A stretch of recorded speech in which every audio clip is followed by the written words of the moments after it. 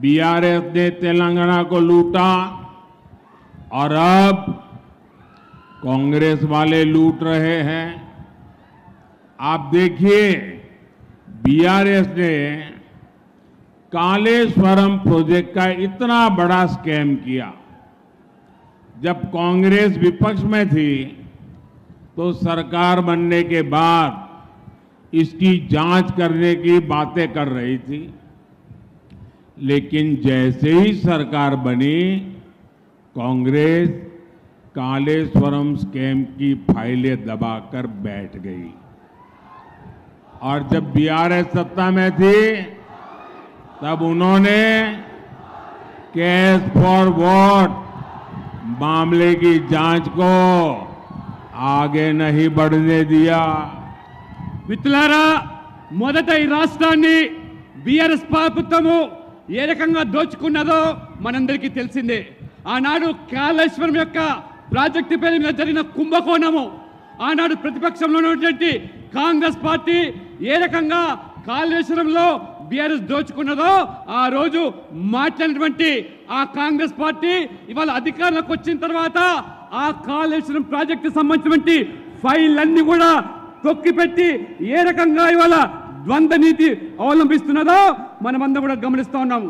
కాబట్టి ఈ విధంగా కాంగ్రెస్ ప్రభుత్వము ఏ రకంగా ఇద్దరు కూడా తోడు దొంగలు కాబట్టి ఒకరినొకరు కాపాడుకునేటువంటి ప్రయత్నాన్ని చేస్తూ ఉన్నారు. కాబట్టి జాగ్రత్తగా ఉండమని చెప్పి నేను కోరుతా ఉన్నాను. कांग्रेस बीआरएस दोनों अलग नहीं बल्कि दोनों एक ही करप्शन रैकेट के मेंबर्स हैं। कांग्रेस बीआरएस का ये करप्शन रैकेट कहां तक फैला हुआ है ये दिल्ली के लीकर स्कैम से भी पता चलता है। दिल्ली में जिस पार्टी ने लीकर स्कैम किया उसमें बीआरएस के लोग शामिल निकले और उसी पार्टी से दिल्ली में कांग्रेस का अलायंस है। इसलिए जब इस स्कैम पर कार्रवाई हुई तो करप्शन रैकेट के ये सारे मेंबर्स एक दूसरे के समर्थन में आ गए। మిత్రులారా, కాంగ్రెస్ బీఆర్ఎస్ వేరు కాదని తోడు దొంగలని చాలా స్పష్టంగా చెబుతా ఉన్నాను. ఎందుకంటే ఈ కాంగ్రెస్ బీఆర్ఎస్ రెండు కూడా ఈ ర్యాకెట్ కమిటీలో ఇద్దరు కూడా సభ్యులే.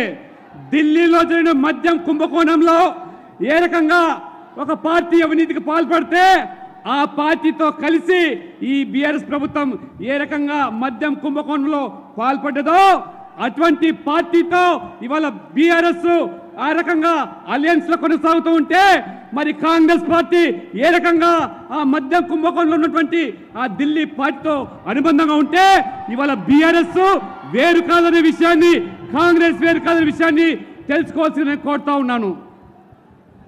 बीजेपी किसान कल्याण को प्राथमिकता देती है, लेकिन कांग्रेस हमारे अन्नदाता को भी धोखा देने में पीछे नहीं है। तेलंगाना में कांग्रेस ने सरकार बनने के 100 डेज के भीतर किसानों का कर्ज माफ करने का वादा किया था। वो वादा आज तक पूरा नहीं हुआ। पैडी पर 500 रुपये पर क्विंटल देने का वादा भी इन्होंने किया था। अब ये उस वादे के बारे में भी मुंह पे ताला लगा दिया है, बोलने को तैयार नहीं है। మిత్రులారా, భారతీయ జనతా పార్టీ రైతులను అన్నదాతగా భావిస్తూ వారు భగత్ స్వరూపులుగా ఇవాళ మన ప్రభుత్వం వాళ్ళను కొనియాడుతూ ఉన్నది. కానీ ఇవాళ కాంగ్రెస్ ఏ రకంగా రైతులను మోసం చేస్తా ఉన్నదో తెలంగాణలో మీరు చూస్తూ ఉన్నారు. ఎన్నికల ముందు రైతుల యొక్క 2 లక్షల రుణాన్ని మాఫీ చేస్తామని 100 రోజుల్లో పూర్తి చేస్తామని చెప్పారు. కానీ వాళ్ళ 100 రోజులు పూర్తయిపోయింది.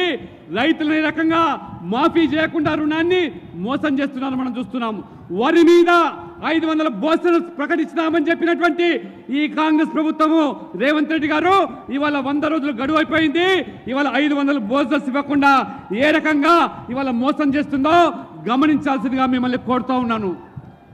साथियों, कांग्रेस को ताकत गरीब को गरीब बनाए रखने से मिलती है। तेलंगाना के मेरे नौजवान साथियों, आपका प्यार इतना है, आपका उत्साह इतना है,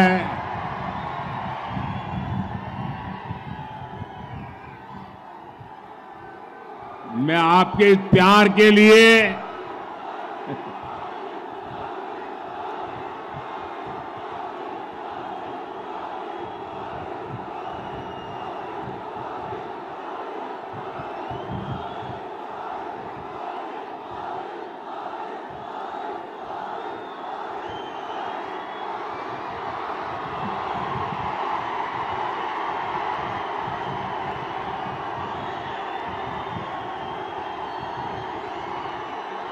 साथियों, ये आपका उत्साह, आपका प्यार इतना जबरदस्त है कि आज ये डबल आर की नींद उड़ जाएगी।